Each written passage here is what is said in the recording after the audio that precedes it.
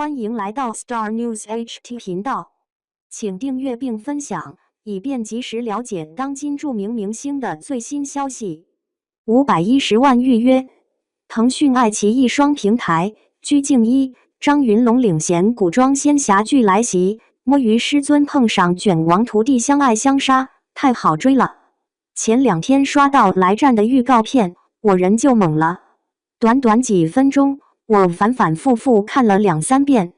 弹幕里全是啥时候播，已经等不及了。我专门去腾讯视频和爱奇艺看了一眼，2个平台加起来预约已经超过510万。510万啊，朋友们，这剧还没开播呢，就是鞠婧祎和张云龙主演的古装仙侠剧《来战》，2026年8至9月要在腾讯视频和爱奇艺一起上线。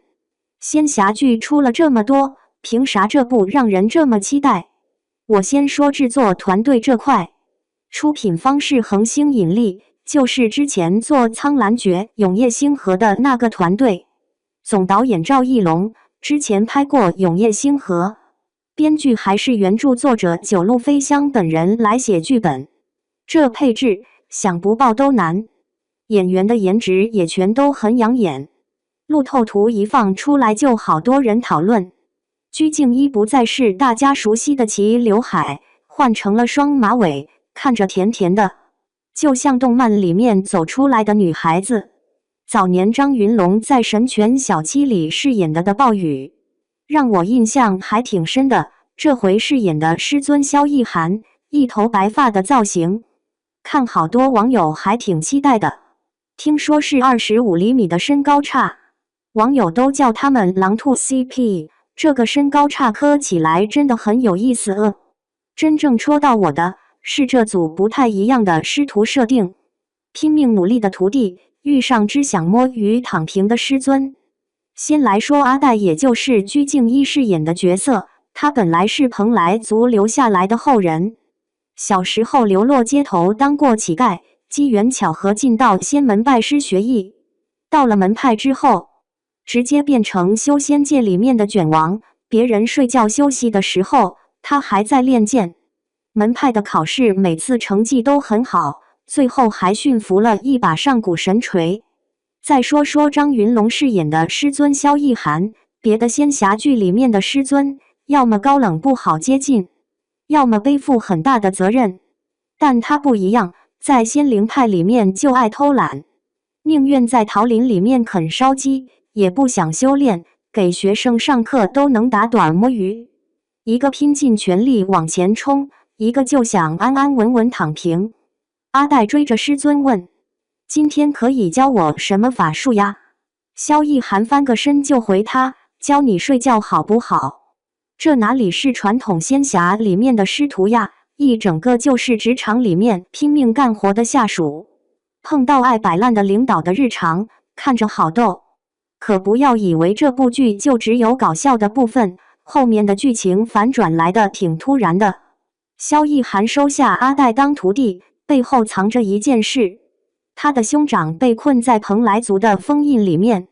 而阿黛身上刚好带着蓬莱的血脉，他需要靠阿黛把封印打开。等真相全部揭开之后，师父什么都没留下，直接离开了仙门。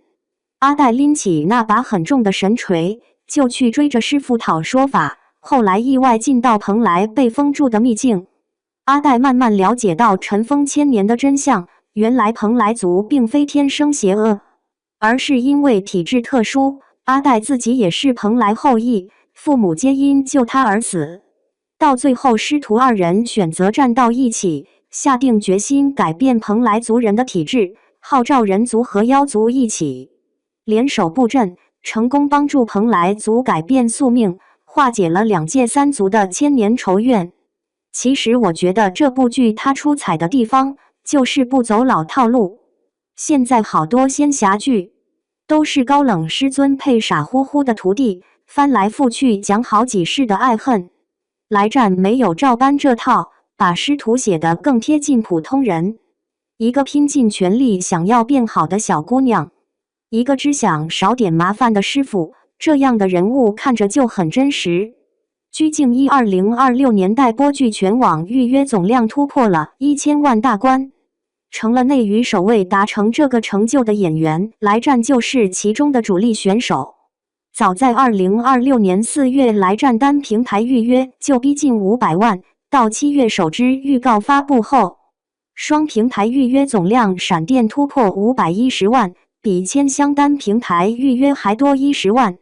2025年6月29日来战开机，12月10日杀青，历时120天精心打磨。剧组在横店实景拍摄，参考敦煌美学和《山海经》搭建场景，仅女主角战服就设计了34套，从双马尾乞丐到黑衣战神都有。摄影、美术、造型团队全是业内顶配，实景拍摄加虚拟技术加持，服化到精致到细节，东方仙侠氛围感直接拉满。配角阵容也挺豪华，萧燕、谷子成、张峻宁、戚玉晨主演，林云友情出演，钟欣桐特别出演。张峻宁饰演萧逸明，就是萧逸涵的兄长，气质温润又带着神秘感。预告片里有一句台词我印象特别深，阿黛对着萧逸涵说：“我想请师傅死一死。”暗豁，这师徒虐恋的味儿一下就窜出来了。师徒反目，千里奔袭，相爱相杀，这谁扛得住？不过话说回来，这部剧最让我好奇的不是阿黛有多卷，也不是萧逸涵有多会摸鱼，是萧逸涵这种摆烂到底算真躺平，还是一种更高级的卷？毕竟他为了救兄长布局那么多年，收徒、传艺、养锤，每一步都在算计里。那阿黛拼命修炼这事儿，到底是他自己的意志，还是从头到尾都被这位摸鱼师尊拿捏了？一个有25厘米身高差的师徒组合，一个在明面上卷到飞起，一个在暗地里卷到骨子里，到底谁才是这部剧里真正的卷王？